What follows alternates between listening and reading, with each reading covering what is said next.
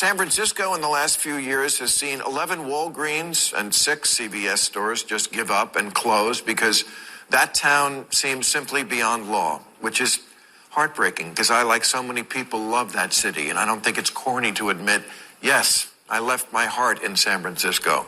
Also, my wallet and iPhone.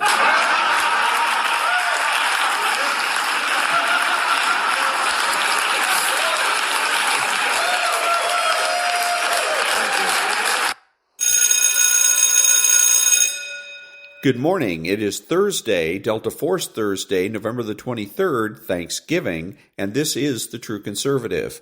Welcome to all the butchers, bakers, and candlestick makers out there. I'm Ron, your host, and the only true conservative in the United States today. So today, after the Serenity Prayer and the Bullfighter song, we will have 2 verses 28, Alligator Creek, and Inside Delta Force.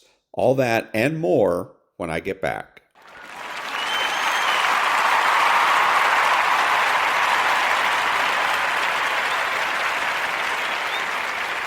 God, grant me the serenity to accept the things I shouldn't change, the courage to change the things I should, and the wisdom to know the difference. Amen.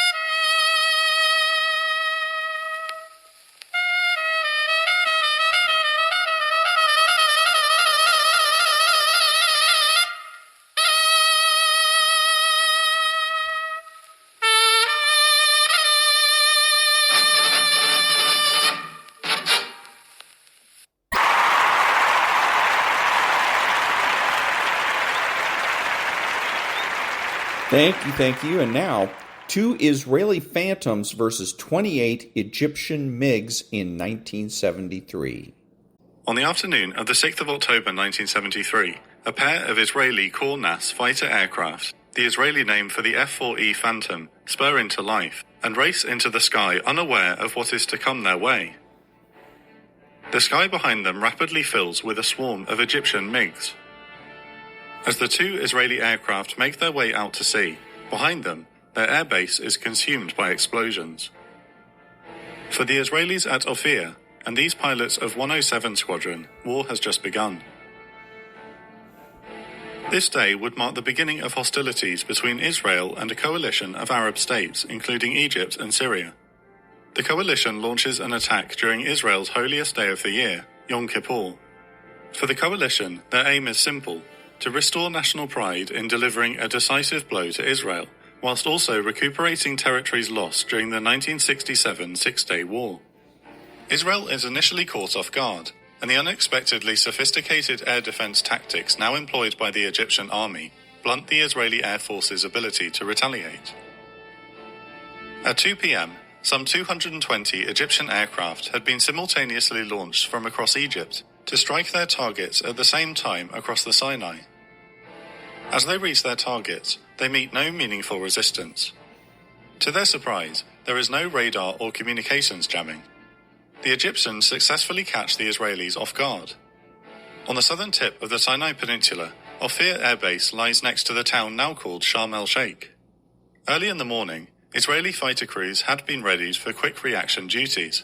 However, the base's ground interception controller fails to appreciate the situation unfolding across the Sinai and refuses his fighter detachment permission to take off. All across the Suez Canal, Egyptian infantry and armoured formations cross with speed onto the east bank, making quick work of Israeli fortifications and defences across the entire front. And so, unbeknownst to the base personnel at Ophir, some 20 MiG-17s and 8 MiG-21s are racing across the Red Sea at low level towards Ophir Air Base. Their objective is to render it inoperable. As the approaching aircraft close the distance towards Ophir, they appear on Israeli radar screens, smaller in number due to their tight formations. With the aircraft approaching, and with the ground interception controller maintaining that his Kornas fighters remain on the ground, the pilot of one aircraft, Amir Nahumi, breaks with procedure and begins to taxi towards the runway without authorization. His wingman does the same. Both aircraft taxi onto the runway and roar into the air with their afterburners ignited. Just as the pair lift off the ground, Egyptian aircraft arrive overhead, beginning their strikes across the airbase and its runway. As Nahumi looks behind him, he witnesses the explosions, realizing that if he had hesitated, he, his aircraft and his wingman would all be dead. Now in the air, with hostile aircraft to their rear, both Cornices rapidly climb towards Snappir Island. As they create distance between themselves and the attacking Egyptians, they mark out 7 4-ship formations of aircraft. It is here Nahumi realizes how outnumbered he is, yet, without hesitation, delivers his orders. Both Cornices drop their external fuel tanks and break formation. They hope that if they act independently, their chances of survival and the amount of damage they can inflict on their enemy increase. Over Snappir Island, both Cornices turn around and race back towards the airbase to engage the mass of MiGs above. Nahumi orders his wingman to move to the west of Ophir, whilst he takes to the east. As Shuki nears the western end of the airbase, Nahumi watches as he dives onto the tail of the first MiG-17. Their close-quarters dogfight draws them away from the airbase. Meanwhile, Nahumi dives onto the tail of another MiG-17, struggling to keep his target within his sights. Nahumi prepares to launch his first Sidewinder missile, but is quickly stopped by his navigator, Yossi Yavin, who reminds him that the missile requires a locking beep before it can be reliably fired. With the MiG flying a series of defensive maneuvers, Nahumi wrestles with his controls until finally a shrill beep fills his cockpit. Nahumi fires, and a second later the missile hits its target, setting it alight and sending it spiraling towards the ground. Consumed by his success, Nahumi is once again grounded by his navigator, who shouts, "Brake," as the downed MiG's wingman appears to their rear. Nahumi brakes back towards Ophir. As he does, he passes between 2 further MiG-17s lining up to strike the base. As Nahumi closes in, the 2 MiGs notice the Kornas to their rear. They cut their dive short and climb to escape. Nahumi is now directly over the airbase, and everywhere he looks there are MiGs. His wingman, Shuki, still chasing the same MiG-17, approaches the airbase from the west. As he nears, he fires his first Sidewinder missile, which impacts and sends his target plummeting towards the ground, engulfed by a ball of flame. Nahumi quickly spots another pair of MiG-17s targeting an Israeli Hawk air defense battery, along the base's periphery. Turning quickly, Nahumi dives once more onto the tail of the leader. With the Hawks ordered to hold fire so as not to accidentally hit the friendly aircraft, their fate rests in the hands of the Kornases. The lead MiG quickly notices the approaching Kornas and drops low, hugging the terrain in a desperate attempt to escape. Nahumi, giving chase, waits for the MiG to turn. As it does, it strays into the gun sight of the Kornas. Nahumi fires but misses. He is, however, successful in preventing the MiG's strike run. As Nahumi turns back towards the airbase again, he quickly spots another pair of MiGs. However, to his surprise, as he tries to close distance with his target, the MiG begins to pull away. His navigator investigates. They soon come to the realization that their right engine is out. Knowing that this isn't a result of battle damage due to a lack of alarms, Naomi quickly restarts the engine and catches up to the fleeing MiG. With his Sidewinder missile locked, and the cabin once again filled with a beep, he fires. The missile bursts into life, rocketing ahead, straight into the MiG, which swiftly disintegrates. Turning around once more, trying to find his wingman, he spots another pair of MiGs heading for a communication relay along the shoreline. As he screams towards them, both MiGs turn towards him. One fires its entire complement of unguided rockets into the ground, ahead of Naomi, whilst the other holds. Naomi is once again greeted by the locking beep and fires his Sidewinder towards the MiG. The missile tears into the front of the MiG, ripping the front end from the airframe as it explodes into fragments some 600 meters ahead. Meanwhile, to his west, Shuki is also chasing down a MiG-17. With missile lock acquired, he fires, destroying the MiG. As he breaks back towards Ophir, he spots a pair of MiG-21s. Appearing on their tail, he immediately fires one Sidewinder which detonates amongst the first MiG. Witnessing this, the second MiG breaks right towards the sea. Seemingly in a panic, its pilot performs a series of violent evasive maneuvers, but in doing so crashes into the sea. Shuki turns back to Ophir once again. Naomi quickly locates yet another pair of MiG-17s. Pulling hard, he dives onto their tail. This time, however, the MiGs exploit their superior maneuverability to shake his missile lock. Meanwhile, as he arrives back over the airbase, Shuki radios that he is low on fuel and intends to land. Naomi is still giving chase, denying the latest pair of MiGs the ability to conduct their strikes. After the hard-fought defensive scrap, the two MiGs are the only two remaining in the area. Naomi launches another Sidewinder, which connects, sending the first MiG spiraling towards the ground. Its partner flees towards the mountains. Miraculously, given the airstrikes, both aircraft are able to find runway space to land at Ophir. With the remaining Egyptian aircraft now on their way back to their bases, the two inexperienced Kornas crews have stood up to 28 enemy aircraft and shot down 7 without loss. And that was 2 Israeli Phantoms versus 28 Egyptian MiGs in 1973. Back in a minute.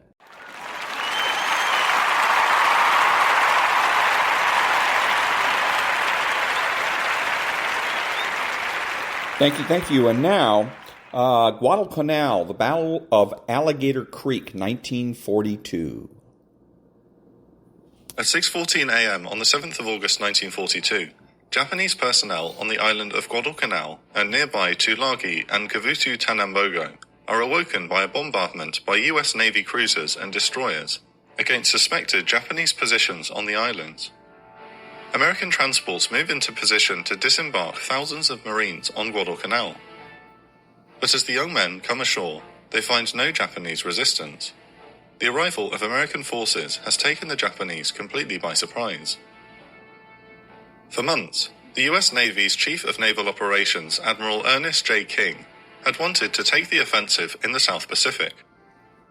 With the momentous American victory at Midway essentially eliminating the threat posed by the Imperial Japanese Navy in the Central Pacific, on the 24th of June 1942, Admiral King orders Commander-in-Chief of the Pacific Ocean Areas, Admiral Chester Nimitz, to plan for the capture of Tulagi.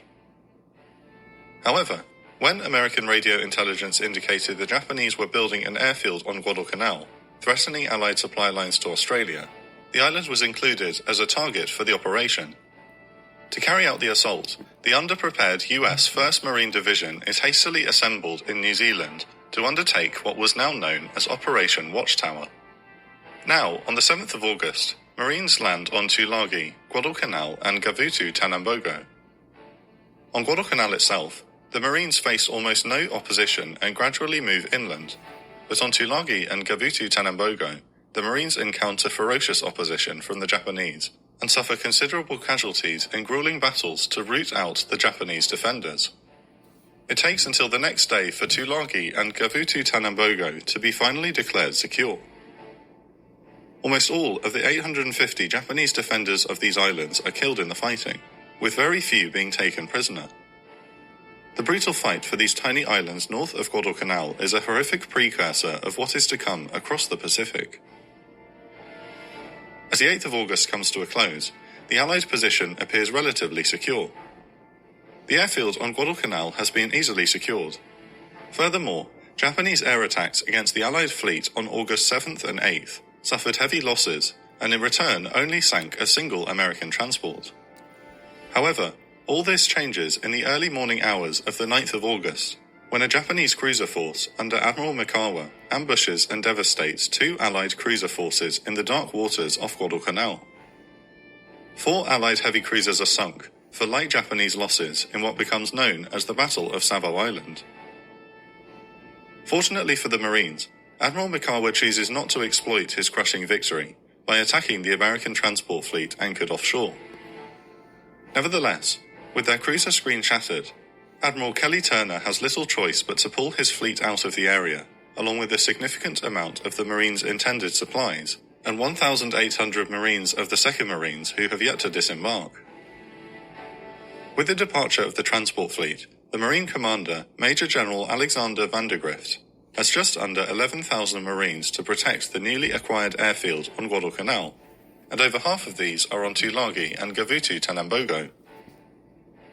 With nowhere near enough Marines to form a full defensive perimeter around the airfield, Vandergrift decides to move 4 battalions, 2 each from the 1st and 5th Marine Regiments, to the coast to protect against a direct Japanese counter-landing. Vandergrift's only reserves are a battalion from the 1st Marines and a light tank company. Further inland, Marines' defences consist of only a limited number of outposts and artillery units. Compounding the issues Vandergrift faces, his Marines only have a limited supply of food and ammunition. If the Marines are to survive, by far their most important defensive asset is the airfield. Fortunately, in their retreat, the Japanese construction personnel left their construction equipment behind, and the Marines quickly put it to good use. Several days later, on the 15th of August, the Marines are approached by the British government's official representative on the island, Martin Clemens, along with some Solomon scouts. Clemens and the Solomon Islanders offer to scout for the Marines and provide intelligence on Japanese military activity. Vandergrift happily accepts Clemens and the Solomon Islanders' offer. Their efforts will prove invaluable to the Marines on Guadalcanal. By the 18th of August, construction of the airfield is complete, and it is named Henderson Field in honor of Marine Squadron Commander Lofton Henderson, killed at the Battle of Midway. 2 days later, on the 20th of August, 19 Wildcat fighters and 12 SBD Dauntless dive bombers land at Henderson Field, much to the elation of the Marines on the ground. However, as the Marines do their best to secure their position, the Japanese are moving to try and quickly recapture Henderson Field. Shortly after midnight on the 19th, 6 Japanese destroyers approached Taivu Point, with the first 917 men of Colonel Ichiki's 28th Infantry Regiment, 1st Echelon. Ichiki had been ordered, if possible, to take the airfield, but if his force is unable to do so, to secure his position and wait for reinforcements to arrive. Ichiki, previously an instructor at the Imperial Japanese Army's infantry school, holds a reputation as an aggressive commander, having commanded Japanese infantry in China, including at the 1937 Marco Polo Bridge incident, which sparked Japan's long war with China. Before departing, Ichiki has reportedly been warned there could be up to 10,000 Marines on Guadalcanal. Nevertheless, Ichiki has confidently asserted that his force will assault the airfield within 2 nights of arriving on the island. As his men disembark from the destroyers, he is supremely confident that nighttime bayonet charges, a long-held tactic in the Imperial Japanese Army, will crush any defending American forces. Vandergrift is aware of a Japanese move to try and recapture Henderson Field, having been warned by Admiral Chester Nimitz that radio intelligence had detected the movement of Japanese forces. However, he has no clear information on when and where the Japanese might attack. 60 Marines of A Company, 1st Battalion, 1st Marines, under the command of Captain Brush, set out to destroy a supposedly small Japanese force reportedly positioned further down the coast. As they set off, Ichiki dispatches a patrol of 38 men in order to establish a communication post close to Alligator Creek. At around midday, just as Brush's force plans to stop to rest, Solomon's scouts warn of approaching Japanese troops. Brush hastily assembles his men to ambush the Japanese, who are advancing seemingly without exercising any caution. As the Japanese progress, they are suddenly met by a hail of American fire from their front. Reeling from the sudden ambush, the Japanese are unable to form an organized defense. The Marines, exploiting the initiative, move against the Japanese left flank, quickly overwhelming them. Only 5 of the 38 men of the forward scouting party are able to escape the ambush. When Brush's men later examine the bodies, they realize the men are from the Imperial Japanese Army, not of the Imperial Japanese Navy, indicating they recently arrived on the island. A Japanese map is found showing the Marines' defensive perimeter in great detail. Realizing this, Brush quickly takes his men back to the perimeter. Upon returning, Brush informs Vandergrift of the presence of fresh Imperial Japanese Army troops in the area. However, the information Brush has seized does not tell Vandergrift exactly where and how the Japanese will attack, and without clearer information, he decides to keep his forces in place for the moment. In comparison, learning of the devastating ambush late in the afternoon, Ichiki does not take time to contemplate what has occurred, and instead moves his entire force forward. The following night, Marines of the 2nd Battalion 1st Marine Regiment, commanded by Lieutenant Colonel Edwin Pollock, are holding defensive positions along Alligator Creek. The Marines have placed a solitary line of barbed wire across the sandbar at the tidal lagoon at the end of the creek. To cover the sandbar, the Marines established machine gun positions and a 37mm anti-tank gun with canister ammunition along the western bank. Small groups of Marines patrol the east bank. In spite of the many warnings and Captain Brush's ambush of a Japanese patrol the day before, the Marines at Alligator Creek are unaware of any specific threat to their position. As the Marines prepare to settle down for the night, unbeknownst to them, Ichiki's force is quickly advancing towards their position. Earlier in the day, Ichiki outlined to his commanders that his force would advance along the beach, penetrate past the sandbar, and advance to an old Japanese construction unit position halfway to Lunga Point. From this position, his force would then move to capture the airfield. To the Americans' east, Solomon's scout Jacob Vuza is searching for the Japanese force, and in the night chooses to stop at a local village to give them a small American flag the Marines had given to him. However, not realizing that the Japanese are already upon him at the village, Vuza is spotted by Japanese soldiers, who quickly apprehend and search him. Discovering his American flag, they proceed to interrogate him, but Vuza refuses to talk, and the Japanese tie him to a tree and begin mercilessly beating him with their rifle butts. They then stab Vuza's chest and arms with their bayonets. He still refuses to talk. Frustrated, the Japanese men cut his neck and leave Vuza for dead as he passes out. However, hours later, Vuza comes to and bites through his grass restraints and begins to stagger to the Marine perimeter. Even though he has lost a lot of blood, Vuza somehow manages to drag himself 3 miles to the 2nd Battalion 1st Marines, where, with the last of his energy, he warns them that the large Japanese force would later that night attack across Alligator Creek. Severely injured, Vuza is rushed to a hospital where he will miraculously survive. Sure enough, in the dead of night, just as Vuza warned, Ichiki's men move closer and closer to Alligator Creek. Marine outposts begin to hear the whispering of voices and the clanging of equipment, forcing them back to the west side of the creek. 2nd Battalion is now completely alert and aware an attack is likely. Bracing themselves, they place grenades and ammunition around their foxholes and fixed bayonets. As the Marines steady themselves for a possible attack, on the east side of the creek, Ichiki orders an attack across the sandbar covered by supporting fire from elements of his force.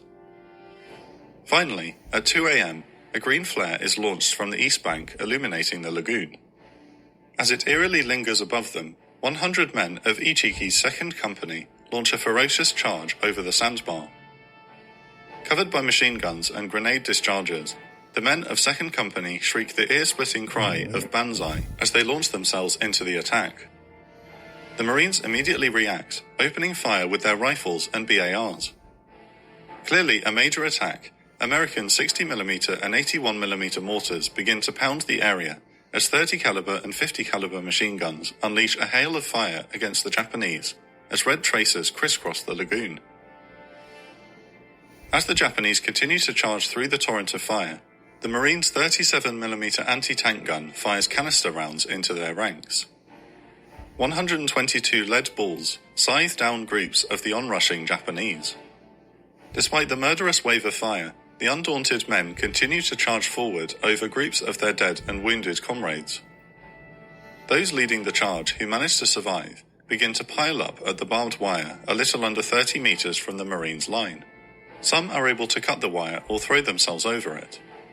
They charge some of the Marines' foxholes with bayonets and swords in hand and engage in hand-to-hand combat. They are able to take a few of the Marines' foxholes.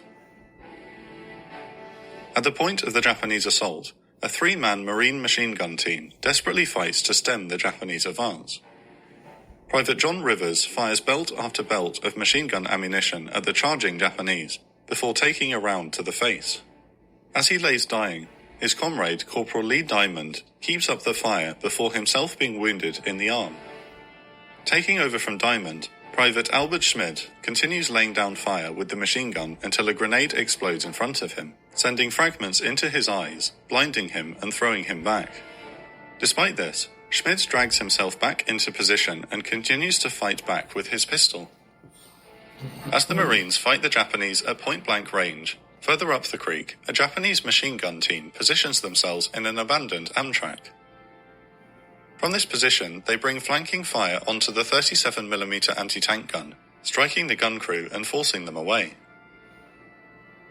With his 2nd Company devastated, Ichiki orders his 3rd Company forward. Just like those before, the men of the 3rd Company launch themselves across the sandbar under a blanket of fire as the Marines continue to use every weapon at their disposal to stem the Japanese advance.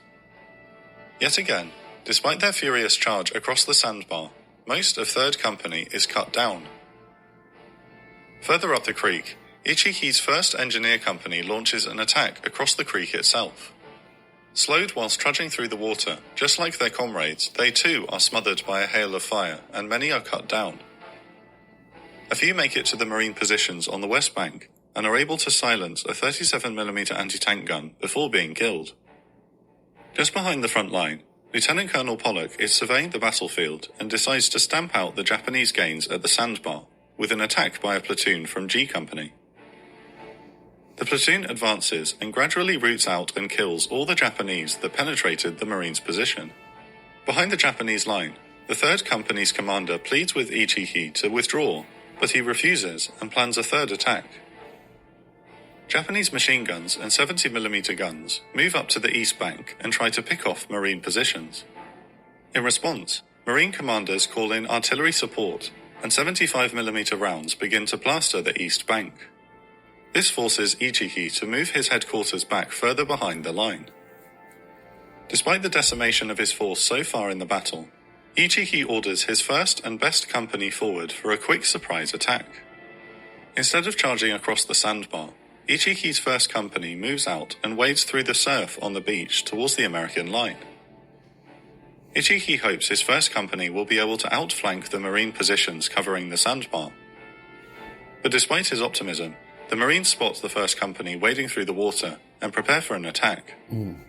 Although the beach is only being defended by 1 platoon from Easy Company, as the men charge out of the surf, they are cut down by machine gun and mortar fire. Very soon, the Japanese attack begins to be saturated with artillery fire. A few men make it right up to the Marines' positions, but are cut down before they are able to reach them. In the face of the Marines' overwhelming fire, almost all of the men of the 1st Company are killed in the attack. With this, Ichiki finally orders the remains of his force to withdraw 200 meters back to a coconut grove. With sunrise, Marine commanders have no intention of letting off the pressure on the Japanese, and Vandergrift quickly agrees to a plan to surround and crush them. Later in the morning, the Reserve 1st Battalion 1st Marines crosses the creek further upriver and begins to flank around the Japanese position towards a beach on their far side. At the coastline, a group of Ichihi's men try to respond to the encirclement by launching a bayonet charge, but the charge is quickly crushed by Marine firepower. As the Marines gradually close in, some try to move to the beach but are cut down by rifle fire, and the few who make it onto small boats are killed by patrolling American aircraft. With the net tightening, in the afternoon, the Marines push 4 Stuart light tanks across the sandbar and into the coconut grove. Japanese grenades and mortar rounds explode all around them as the defenders desperately try to fight back against the tanks. Without any anti-tank guns, infantrymen are cut down trying to reach the tanks with mines and grenades. With explosions and tracers flying all around, one of the tank's tracks is damaged. Seeing this, the tanks position themselves together in a huddle to cover the escaping crew. Realizing there is no escape, Ichihi burns the regimental colors and takes his own life. Instead of surrendering, small groups run for the beach and water beyond, but all are killed. As the Marines move amongst the dead and dying, they try to render assistance to the wounded, but in their refusals to surrender, the wounded Japanese fire on the American medics helping them. As a consequence of this disturbing refusal to surrender, the Marines take no further chances. Just 15 Japanese soldiers are captured alive. As the battle comes to an end, the Marines are presented with the horrific sight of 777 dead Japanese men across the small battlefield. In return, just 44 Marines have been killed. Whilst a relatively small battle in the context of the ongoing Second World War, the annihilation of Ichihi's force contributes to the ongoing smashing of the sense of Japanese superiority that had prevailed since Pearl Harbor. The Marines are shocked by the willingness of Ichihi's men to die and to try to kill their enemies even when wounded. These developments would harden the attitudes of Allied soldiers towards their Japanese adversaries. While the destruction of Ichihi's force is a shocking blow, the Japanese determination to retake Guadalcanal would not wane, and if anything, intensify. For the Marines on Guadalcanal, there are many more hard battles to come. On our sister... And that was Guadalcanal, the Battle of Alligator Creek in 1942. Back in a minute.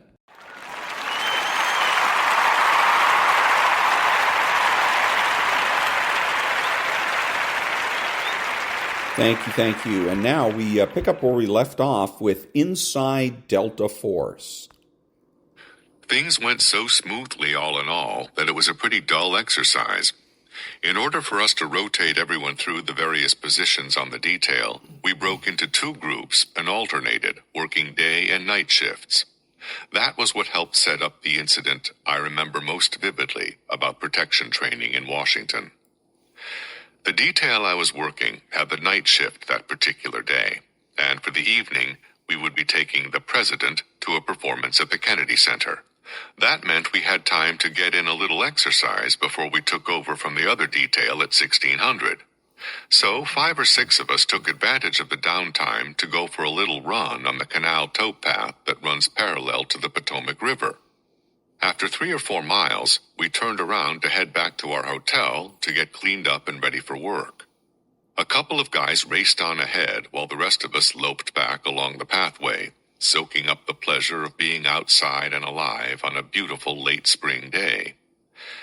Since we were so wet and nasty from the run, we entered the hotel from a side entrance that opened onto an elevator bank used mostly by housekeeping and room service. There was a set of swinging doors leading to the hotel's kitchen on the left of the elevators. On the other side was a back doorway to the main dining room. At any given time, there is something going on at just about any hotel in the D.C. area. The one we were staying in was hosting a series of week-long conferences for NOW, the National Organization for Women. A half dozen or so NOW delegates were waiting for the elevator just as we stepped into the side entrance. Since we're basically decent men and didn't want to offend any of the ladies with our appearance or odor, we stood quietly behind them, intending to wait unobtrusively for the next elevator. Then, slipping silently and unexpectedly through the kitchen doors, came our comrade, Marshall Jones. Marshall glanced at us and put a finger to his lips to command silence as he crept up behind Andre Benavides, our mate closest to the now delegates.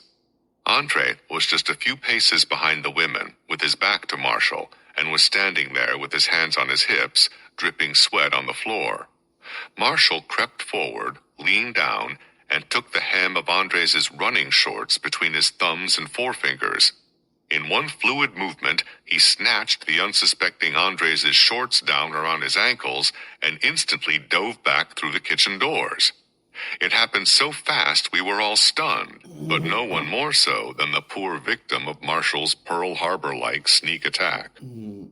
Andre glanced down at the shorts, crumpled forlornly around his feet like the skin of a dead animal. His eyes bulged out of his red and throttled face, and he gasped for air, looked wildly around him on all sides, threw back his head, and yelled, "Oh, Jesus Christ!" Andre started hopping madly for the swinging doors to the kitchen, hands still on his hips, shorts tangled around his feet.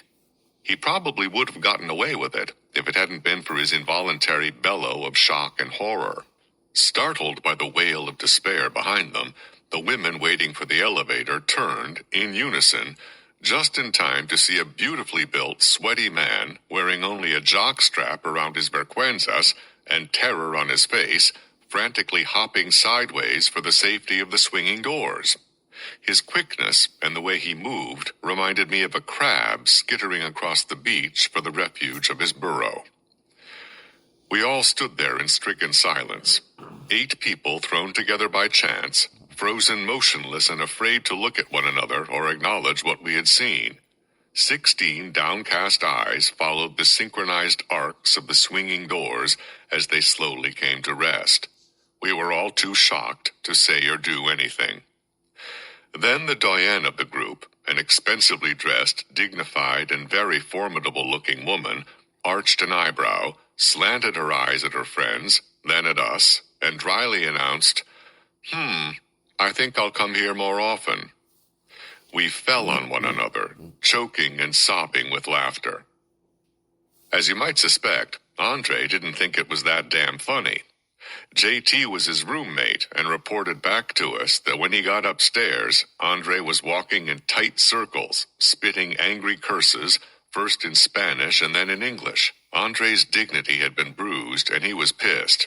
Even though he didn't have conclusive proof as to the identity of the culprit, he had his suspicions. Later that day, when we poked fun at him about his Washington debut, Andre smiled with deceptive sweetness, but nodded pointedly to Marshall and quietly intoned that old army mantra of revenge, "Payback is a medevac." We spent a few more busy days and nights in Washington under the careful eye of the State Department security hierarchy, and then quietly concluded our training with those very capable people. After the outbriefing with our trainers, Donnie and Bill told us to wait for them in the hotel until they got back. They would have some instructions for us when they returned from exchanging the official thank yous and farewells at the State Department. Something's cooking, I thought, as we maneuvered through traffic. This bit about stand by for instructions to follow had a whiff of selection to it. Well, we'd already been saying selection is a never-ending process. And no matter what, OTC was just about over, and we would be forming into teams soon, which didn't mean there weren't still a few surprises yet to come. Gerhard Altmann was born in Germany. When just a boy of 15, he had been issued an ill-fitting uniform and a Panzerfaust anti-tank rocket launcher and sent into the rubble-filled streets of the dying city of Berlin to battle the omnivorous Red Army as it tore the throat out of Hitler's Third Reich. Captured by the victorious Russians after 12 days of unspeakably brutal fighting, the young Gerhard was interned in a prisoner-of-war camp for several weeks, until he and a number of other boy soldiers were able to make an escape. He returned to a destroyed Berlin, only to find his entire family dead and his neighborhood obliterated.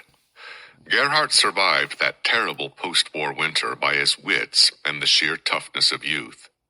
The following spring, he found work on a farm east of the city. Later that year, he was turned in by an informer for scavenging machine guns and other military residue, and was interned once again by the Russians. He escaped once more, but this time he was able to make his way to Munich, where he found work with the American Army as a laborer in a military warehouse. Here he was able to work at night and complete his interrupted schooling by day. 2 years later, with the assistance of some of his new American friends, Gerhardt embarked for life in the United States. He promptly enlisted in the army of his American friends and was almost immediately sent to the chaos of battle at the outbreak of war on the Korean Peninsula. Following the war, Altman completed a university degree under the GI Bill, and he returned to the Army as a freshly commissioned lieutenant. He was just in time to become one of the earliest members of the Army's newly formed Special Services. He met Charlie Beckwith during a tour in Vietnam, and he must have made quite an impression on the future commander of 1st Special Forces Operational Detachment, Delta, because Beckwith selected him to be one of his original staff officers when the unit was born. On Friday afternoons back at the ranch, Altman delivered a worldwide intelligence update to the assembled membership of Delta Force. He found and brought out the humor in the most dismal world events, and his delivery of these dire reports of global mayhem was so hilarious that the weekly updates were known as the 4 o'clock funnies. But one day, at the close of a briefing, he turned strangely serious and said to us, "Men, hope that you never have to go into combat with me. I have been in 3 wars and lost them all. I fear that I am the worst of Jonahs in this regard, and that perhaps I should have pursued some other calling in life." Now we were assembled in a large suite in our Washington hotel, and Major Altman was briefing us on the final phase of the operator's training course, appropriately termed the culmination exercise. "My young friends," said Altman, striking an Il Duce pose with a lifted chin and a fist waving about in the air, "you have come far, very far indeed, and now you must demonstrate that you can apply the skills you have acquired by your persistence, diligence, and hard work. The task before you is not easy, and why should it be? The simple truth is that our mission is not easy. Were it otherwise, we would not be here now, for other men would have already shouldered the burden you now so nobly carry." He dropped the Mussolini act and continued in his normal voice. "But enough of that scheisse. This is your final exam, and I believe it to be one that will test your abilities to the fullest. I like to think of this as an exercise in resourcefulness, and before you are finished, I believe you will think of it that way too." He pointed toward the back of the room. "On the table, there is a folder for each of you marked with your code name. Inside it, you will find $1,000 in cash and a set of instructions. You will find an emergency contact phone number on the inside cover of the folder. Use that number only in the event of an emergency that requires you to come out of the play of the exercise. In all other situations, you are to rely on your designated covers for status and action. You do not have authority to break any national, state, or local laws. However, you may treat regulations according to your own discretion." He smiled in punctuation of that last remark. "And oh, by the way," he slapped his forehead with the heel of his hand, "I almost forgot. The FBI starts looking for you in about 3 hours. He lifted a wrist and consulted his watch. "Or less. I think it would be very unpleasant for you to be apprehended and interrogated by those most diligent and persuasive gentlemen. And since there are no questions, and I know that each of you has a pressing and diversified itinerary, my wish is that you all have a good 'un." He dismissed us with a flourish of the hand, like a master of ceremonies gesturing for the start of a show. 3 hours, I thought, as I located my folder, counted the money inside, and signed for the package on the roster nearby. Man, I've got to get cracking, but not in such a hurry that I start making mistakes. First, I'll go back to my room, read my instructions, and make a plan that will get me through the next 24 hours. I left the briefing suite and ambled down the corridor to the elevator bank. Guys are already acting in character, I thought, as I waited for the elevator. The more excitable ones had taken off like quail flushed from a covey, but most of the men simply moved off like they were winding up an ordinary, boring day. My method of preparing myself for the ordeal ahead was to make haste slowly, to purposefully slow my movements and thoughts, at least until the adrenaline rush was over. That's how I had learned to impose self-discipline and keep from running off half-cocked. Back in my room, I stashed the money and sat down to read my instructions. They directed me to a personal meeting and read as follows. Personal meeting plan. 1. Purpose. Conduct personal meeting with local agent. 2. Date time. 9 June 1979, 2200 hours. 3. General location. The Embassy Row Hotel, 2105 Massachusetts Avenue Northwest, Washington, D.C. See area map. 4. Specific location. Embassy Lounge on the first floor, adjacent to the Le Consulat restaurant. 5. Contact procedures. A. Enter lounge, spot agent, and join him at table or bar. B. Agent will give brief verbal instructions about recontact and pass written mission instructions by placing them inside newspaper or magazine, which he will leave on the table upon departure. C. Team member will retrieve the newspaper magazine and depart a suitable time later. 6. Recognition signals, bona fides. A. Visual. Both team member and contact agent will make visible one red and one black felt tip pen. B. Verbal. Team member. Have you been waiting long? We got hung up in traffic. Contact. No, not too long. The traffic does get bad sometimes. 7. Danger signal. Team member or agent, upon recognizing danger or compromise, will scratch side of the nose with finger. 8. Cover. Embassy Lounge was recommended as a place to visit when in Washington, D.C. 9. Security considerations. The Embassy Row Hotel is used by foreign dignitaries. Real agents are likely to be throughout the hotel. Smooth civilian clothing is most appropriate. 10. Alternate contact. If scheduled meeting does not take place within 10 minutes of time specified, or if meeting has to be terminated prematurely, attempt to re-establish contact exactly 2 hours later at the same point. 11. Instructions to ensure continuity. If neither the scheduled nor the alternate meeting takes place, attempt to make contact by calling telephone number 202-324-2805. Identify yourself as Mr. Jones and ask when and where you could meet with Mr. Alden. 12. Props required. Contact agent, newspaper or magazine, and red and black felt tip pens. Team member, red and black felt tip pens. The last page of instructions consisted of an area map showing the street location of the hotel and a sketch of the hotel layout depicting the locations of the restaurant, the lounge, and the hotel's main entrance.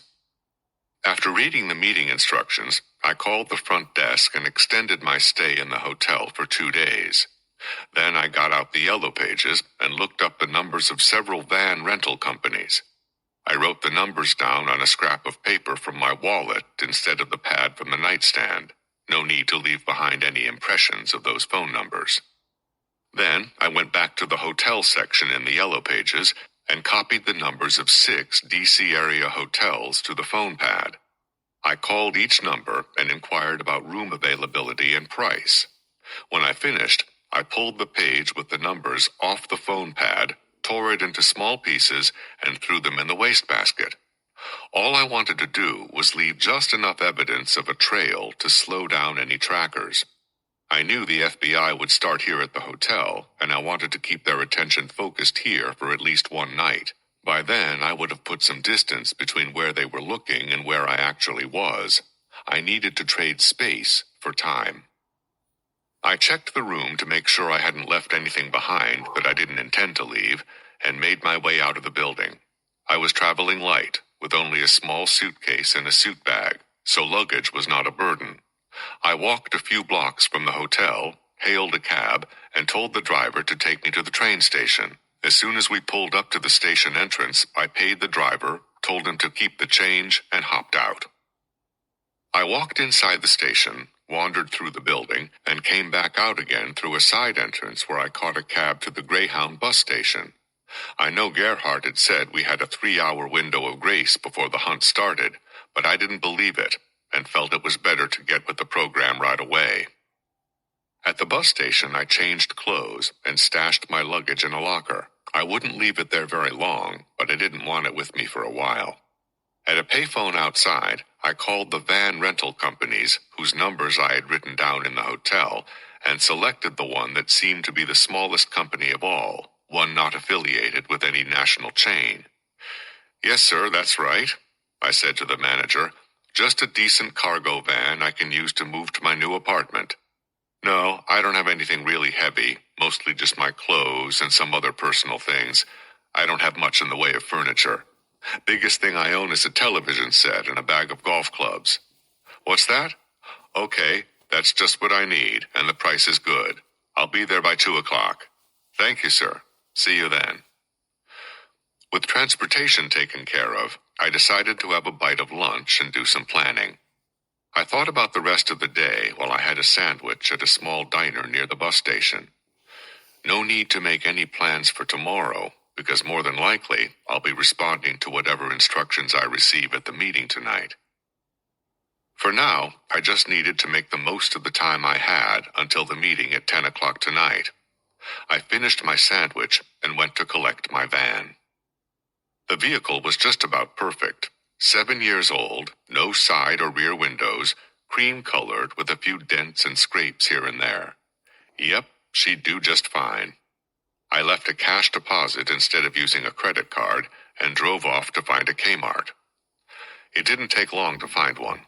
I bought just a few things I had calculated I would require: a sleeping bag and patio lounge chair cushion, an assortment of pens, a couple of notepads, a box of white and a box of colored chalk, a small leather-covered address book, a pair of dark blue coveralls, a couple of baseball caps, a small pair of cheap binoculars, a styrofoam cooler, a towel and a couple of washcloths, a roll of duct tape, a set of maps of D.C., Maryland, and Virginia, and a small toy water pistol.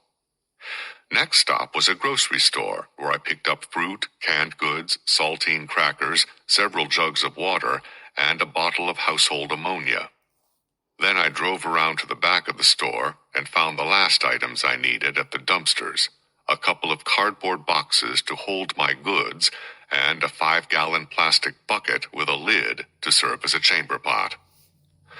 Then I drove 2 blocks away to another parking lot, where I packed and rearranged my things in the van and filled the water pistol with ammonia. To prevent it from leaking, I sealed the tip of its nozzle with a Band-Aid from my wallet. Now I was set. I could live in the van for an extended period if necessary, and if I had to go to ground for a few days, I could safely hole up somewhere without having to come up for air. I had a means of self-protection, just in case of emergencies. The water pistol full of ammonia was a trick I learned from an old man I worked with as a young boy on a delivery truck. It would stop a vicious dog in its tracks and worked equally well on people, but it wouldn't cause lasting harm. And just as important, it wasn't a firearm, which would be about useless in this situation and could only serve to get me in trouble if a cop got a glimpse of it. But there was nothing wrong with a harmless water pistol. When I was happy with my arrangements, I drove into town to have a look at the area around the hotel where the meeting would take place. I wanted to get a feel for the streets and traffic routing, as well as find some easy-to-recognize landmarks on all 4 sides of the hotel. I chose several different options for places to park and ran getaway routes from them. I wanted to have several different ways to get completely out of the area as rapidly as possible, or make a short run and dodge into some hiding spot. After I had run the routes in the van, I went back and parked in each spot and walked around the areas to make sure I knew what the ground looked like and felt like when approached from different directions. I also found and noted on my mental map several spots I could duck into and elude a pursuer. I was pretty confident that if it came to a foot race, I could outdistance any FBI agent. And that was the next part of Preparing the Force from Inside Delta Force by Command Sergeant Major Eric L. Haney, retired. Back in a minute.